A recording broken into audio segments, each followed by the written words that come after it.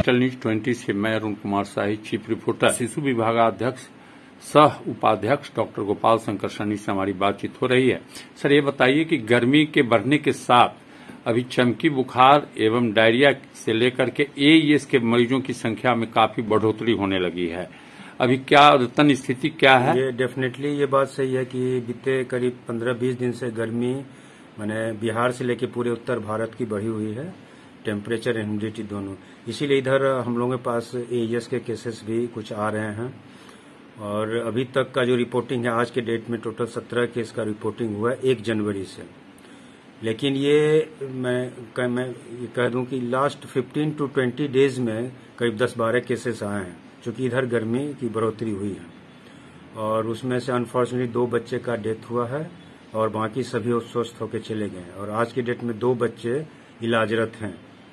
और उसमें सबसे जो रिसेंट पेशेंट एक आया था, शनिवार को एक पेशेंट आया था, उसकी कंडीशन अभी स्टेबल है, वो भी हो सकता है कल छुट्टी हो जाए।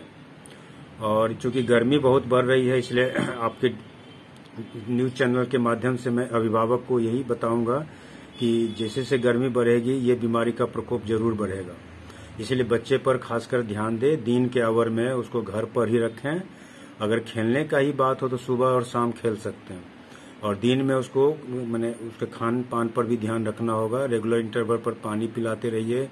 पानी में आप नींबू पानी पिला सकते हैं, शरबत पिला सकते हैं, नहीं तो आशा वर्कर अभी हम लोगों को ओआरएस भी पूरे गांव-गांव में जाके बंटवारा किया गया, तो ओआरएस का भी पिला सकते हैं। और सबसे इम्पोर्टेंट बात है कि रात में उसको भूखे नहीं सोना है। अगर बच्चा खेल कूद के आए और शाम में सो भी जाए तो उसको उठा के फिर खाना खिला के जरूर उसको सुलाएं, क्योंकि ये देखा गया कि जो बच्चे रात में सो नहीं पाते हैं उसको मॉर्निंग आवर में ये कन्वल्सन का अटैक हो जाता है। तो ये बचाव के लिए बहुत जरूरी है अभिभावक के लिए। सर, अब तक जो भी एईएस के केस मिले हैं उसमें सबसे अधिक में हाइपोग्लाइसेमिया की बात सामने आई है। हाँ, हाइपोग्लाइसीमिया के साथ साथ मैं एक बता दूं, नया है कि डिसइलेक्ट्रोलाइटीमिया भी आया है। मतलब उसमें सोडियम और पोटेशियम का इम्बेलेंस है, जो कि मैं शुरू से ही कहता आया हूँ। और एक और मतलब इसमें 17 केस में 2 बच्चे हीट स्ट्रोक से भी आए हैं। हीट स्ट्रोक मतलब लू लगना। 2 बच्चे हीट स्ट्रोक के शिकार भी होकर हैं।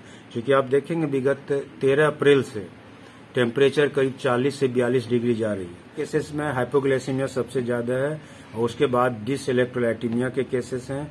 और 2 बच्चे जो हैं वो हीट स्ट्रोक से पीड़ित आए हैं और 2 बच्चे में अननोन रिपोर्टिंग हुआ, जिसमें कोई कारण नहीं पता चल पाया।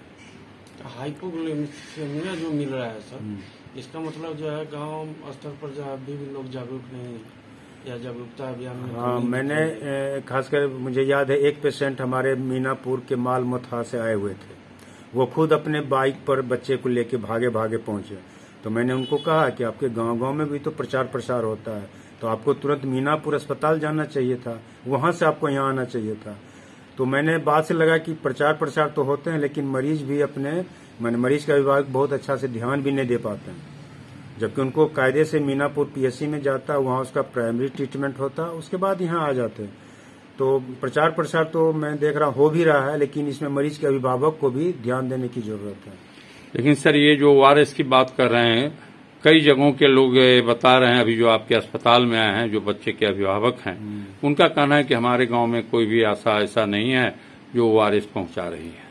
तो देखिए, बेसिकली ये प्रशासन और सिविल सर्जन का ही मामला है, क्योंकि वो पेरीफेरी को वही लोग देख रहे हैं जिसमें प्रचार। हालांकि मैं भी उस मीटिंग में जाता हूं तो वहां तो सबको हिदायत दिया गया है कि मैंने सिविल सर्जन अपना आदेश भी दिए कि सब आंगनबाड़ी वर्कर को घर घर जाके ओआरएस का पैकेट भी दे देना है कि बच्चे बीच बीच में पिएंगे उसको। सर, इसकी जानकारी आप लेते हैं? जो बच्चे के अभिभावक होते हैं वो बताते हैं जो कि हाँ हमारे यहाँ आंगनबाड़ी या कोई इस तरह के हम लोग बताते हैं। डिटेल हिस्ट्री में सब हम लोग पूछते हैं कि मरीज को कितने बजे घटना घटी, उसके बाद वो कहाँ दिखाए।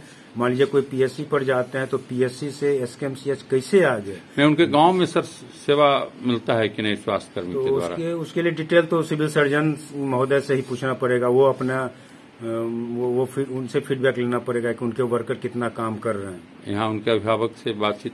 अभिभावक से बहुत वो नहीं बता पाते हैं सही। ये बात मतलब आप भी मान रहे हैं कि उनको अपने स्वास्थ्य कर्मी जो है सो गांव में नहीं पहुंच पाते हैं, जिसके कारण यह परेशानी। यहाँ से कहना तो बहुत मुश्किल होगा, वो तो सिविल सर्जन का ही मामला है। अच्छा। एवं प्रशासन का मामला है, वो डिटेल बताएंगे। इस मुद्दे पर मैं अच्छी से जानकारी नहीं दे पाऊंगा, लेकिन मैं भी कुछ पूछता हूँ पेशेंट को कि आपको तो वहाँ प्रचार प्रसार हो ही रहा होगा, प्रचार प्रसार पर ध्यान देना चाहिए, आपको नजदीक के अस्पताल में जाना चाहिए, उसके बाद यहाँ आने का कोशिश कीजिए। और आंगनबाड़ी वर्कर जब जाते हैं तो उनकी बातों को सुनिए। ये सब तो हम लोग भी मरीज के अभिभावक को बताते हैं। मामले लेटेस्ट खबरों को सबसे पहले देखने के लिए सब्सक्राइब करें डिजिटल न्यूज 20।